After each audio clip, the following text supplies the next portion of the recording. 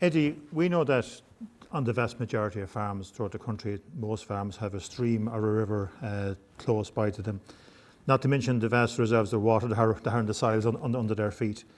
So obviously farmers have a vested interest in water quality. And obviously if something goes wrong sort of upstream, it has consequences for what's downstream. So maybe again for the audience just listening, what do we mean by water quality? Yes, Eddie. Well, water quality can mean different things in different places. And you mentioned about water underground, underfoot. And a lot of us have groundwater wells that we use for drinking water. And a drinking water standard is a different thing to what I was largely showing in the video there earlier, where I was doing the kick sampling and talking about the Q value. So there are different parameters or different things that we measure to look for the water quality. And with drinking water, we look at the nutrient content, and we're not looking at the life that's living underground because there isn't any. Okay. Another thing we'd be concerned about would be chemicals getting into the water. Right. A significant concern in a lot of drinking sources would be MCPA getting in there. Okay. But that's not really the concern of ours. We're not looking massively. We do look into that, but our main concern in the catchments program is looking at the nutrient content in the water, and that, as I explained in the video, has an impact on what lives in the riverbed. And in freshwater bodies, so we're talking about rivers, streams and lakes, the water quality that life is affected by phosphorus and by sediment. Okay. And that's the nutrient of concern in those. Okay, so is it so for most farmers, I guess, who are on rivers and streams, it's the fresh water we're talking about rather than maybe coastal areas and estuaries. Sorry, Eddie, just to put in that, you have to keep in mind, you could be a farmer in Athy, yes, in the middle of County Kildare, and the rain falls on your land and it drains that land. That will end up in the estuary at some stage. Of course, yeah. So nitrogen is an issue for a farmer there, and it could be very difficult for someone who doesn't live in a coastal county to comprehend that their management will have an impact on water that will end up in the sea. Okay, so then, we saw in the video that I think it was you said it yourself, I think that, in terms of factors affecting water quality, you mentioned soil type, you mentioned weather, and obviously farm practice. So what's been done or can be done in each of those to minimise the impact on water quality? Yeah, a huge amount has been taking place. For a start, it's in the farmer's own interest. We heard Matt on the video there speaking with a great sense of pride of the 6 catchments. They were in the catchment that they had the best water quality.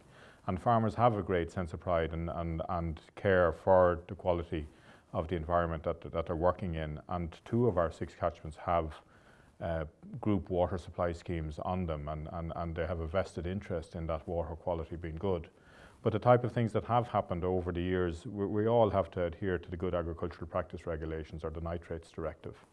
There has been a series of schemes running from REPS, AOS, GLOS, and also there's an amount of investment now gone in when the nitrates came in first under the Building Grant Scheme for the Farm Waste Management, and also with the TAMS grant scheme now at the moment. Okay, so really nationally and at farm level, a lot of investment is being put in place to preserve or enhance water quality. Yes, a huge amount, a huge effort has gone in, and I suppose people could be confused because more recently there have been reports, in the last 2 years, reports have been published by the EPA outlining a fall in water quality nationally. And agriculture is one of many industries that has been associated with this fall in water quality. And you could ask, this does not tally with the efforts that have been made. Now, first of all, to explain, there is a grading system on water quality, a 5-point grade, very similar to carcass classification. And the poorer water quality bodies are a lot less than they were 20 years ago. Okay. So there has been an improvement. The really badly polluted water bodies are a lot lower in number than what was the case. Okay. But unfortunately, our really good quality water bodies are also falling in number. Okay. So maybe that's obviously a worry. Now, earlier on in the video, you mentioned about fertilizer application. Is it a case that good farm practice can alleviate a lot of these potential issues.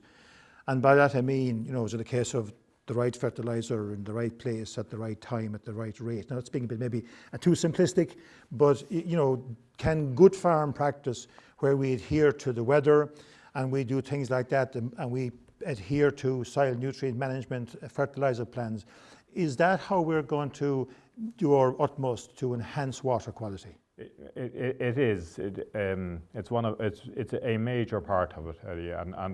And again, you're asking about the win-win, and nutrient efficiency, as Mark mentioned, is a benefit for a farmer's pocket, but also it's a benefit in that we don't have loss of nutrients. But I mentioned that phosphorus is a main concern for nutrients in freshwater bodies. Yes. And unfortunately, it takes a very, very small amount of phosphorus to cause a problem.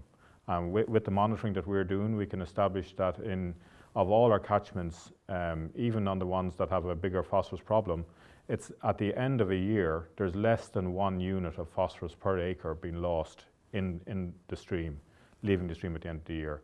Okay. And we could cut the total rate, and I would like to say to you that if we all cut our rate of application by 1 unit, that we would solve our water problem. Mm-hmm. But unfortunately, that won't do anything.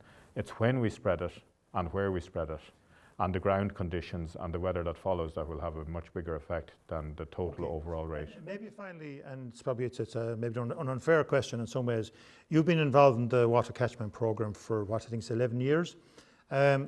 What changes have you seen in it? And maybe just important, are there things happening that worry you in terms of the maintenance of water quality or enhancing it? Yeah.